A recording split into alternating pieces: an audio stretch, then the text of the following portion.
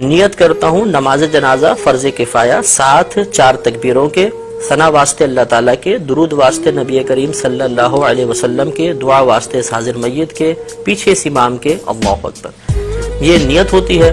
اس میں ایک چیز یاد رکھیں کہ نماز جنازہ میں 2 فرض ہیں اور 3 چیزیں سنت مؤکدہ ہوتی ہیں۔ ایک فرض تو ہوتا ہے آدمی کا کھڑے ہو کر نماز جنازہ ادا کرنا، قیام اس میں فرض ہے، بلا عذر بیٹھ کے پڑھی تو نماز نہیں ہوگی۔ ہاں کوئی بیمار ہے، اس کے ساتھ شرعی عذر لاحق ہے تو بیٹھ کے پڑھے گا، اب ہو جائے گی۔ اور دوسرا رکن ہوتا ہے 4 تکبیریں، جنازے کی 4 تکبیریں فرض ہیں اور 3 چیزیں اس میں سنت مؤکدہ ہیں، ثنا پڑھنا، درود پاک پڑھنا اور میت کے لیے دعا پڑھنا، یہ 3 سنت مؤکدہ ہیں۔ اور سنت مؤکدہ کا ترک کرنا 1-2 بار کیا تو برا ہے، اور اگر عادت ہی بنا لیں تو انسان گناہگار ہوگا۔ اس سے معلوم ہوا کہ اگر ہم جنازے کے کم از کم 2 فرض پورے کر لیں گے تو نماز جنازہ ادا ہو جائے گی، اور اگر ہم یہ 3 سنتیں بھی پوری کریں گے تو کامل طریقے سے ادا ہوگی۔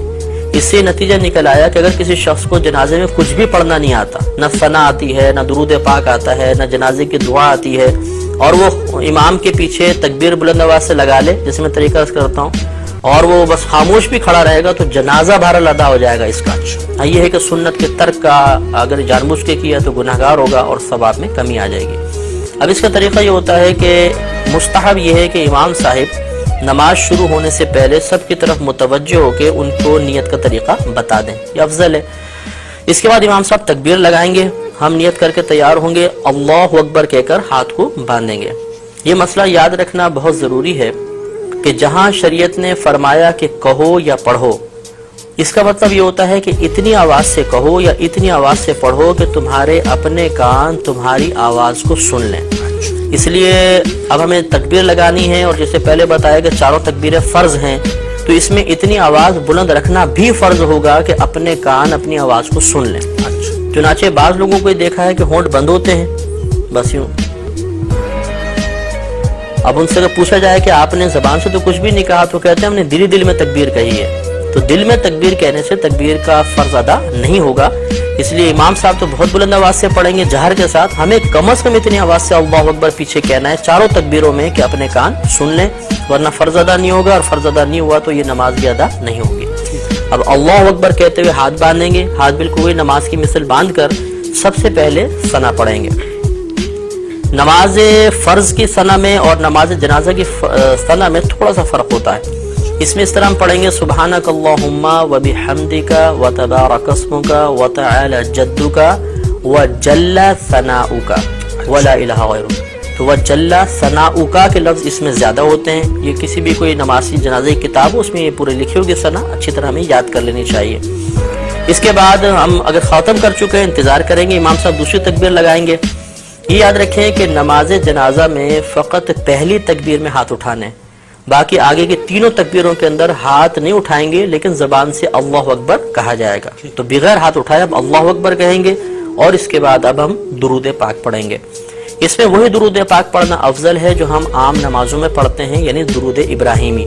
لیکن اگر کسی کو یہ یاد نہ ہو تو کوئی بھی درود پاک پڑھ لیں، بلکہ یاد ہو اس کے باوجود دوسرا درود پاک پڑھیں گے تب بھی نماز ہو جائے گی، اور افضل یہ تھا کہ درود ابراہیمی پڑھا جاتا۔ اس کو پڑھنے کے بعد اب تیسری تکبیر لگے گی، ہاتھ نہیں اٹھائیں گے لیکن زبان سے اللہ اکبر کہیں گے، اور اس کے بعد اب میت کے لیے دعا کریں گے۔ اگر نابالغ لڑکا ہے اس کی علیحدہ دعا ہے، نابالغ بچی ہے علیحدہ دعا ہے، اور بالغ مرد و عورت کی ایک ہی دعا ہوتی ہے۔ یہ دعائیں ہمیں نماز جنازہ کی کتابوں سے یاد کر لینی چاہیے۔ اگر بالفرض کسی کو یہ دعائیں یاد نہ ہوں تو کوئی بات نہیں، وہ کوئی بھی ایسی دعا کر لیں کہ جس میں امور آخرت کے بارے میں کچھ طلب کیا گیا ہو، دنیاوی کوئی چیز نہ طلب ہو رہی ہو، آخرت کے بارے میں، تو یہ ہم کوئی بھی دعا اس میں پڑھ سکتے ہیں۔ تو اس طرح ہماری نماز تقریباً مکمل ہو گئی۔ اب چوتھی تکبیر آئے گی، امام صاحب چوتھی تکبیر لگائیں گے، ہم نے ہاتھ نہیں اٹھانے لیکن زبان سے اللہ اکبر کہنا ہے۔ اور یہ اب سنت کریمہ ہے کہ جیسے ہی چوتھی تکبیر لگے اور سلام پھیرے تو ہاتھ کھول دیں، اور ہاتھ کھولنے کے بعد پھر السلام علیکم ورحمۃ اللہ، السلام علیکم ورحمۃ اللہ، دونوں طرف سلام پھیر دیا جائے گا۔ اب یہ یاد رکھیں کہ جہاں تکبیر کے بعد کچھ پڑھنا ہے اس میں ہاتھ بند رہیں گے، اور جہاں تکبیر کے بعد کچھ نہیں پڑھنا ہوتا وہاں ہاتھ باندھنے کی ضرورت نہیں ہوتی، ہاتھ کھول دیں گے۔ تو پہلی 3 تکبیروں میں چونکہ تکبیر کے بعد کچھ پڑھنا تھا تو ہاتھ بندے رہے، چوتھی میں کچھ محل ہی نہیں ہے پڑھنے کا تو ہاتھ کھول کر پھر ہمیں سلام مفتی پھیرنا. صاحب عموماً لوگ یہ غلطی کیا کرتے ہیں کہ صاحب وہ جو چوتھی تکبیر ہے اس میں ہاتھ اسی انداز سے بندھے رہتے ہیں اور سلام پھیرتے ہیں وہ. مطلب یہ خلاف سنت ہو جائے گا. نماز ہو جائے گی خلاف سنت ہے کہ ثواب میں کمی ہوگی. سنت یہی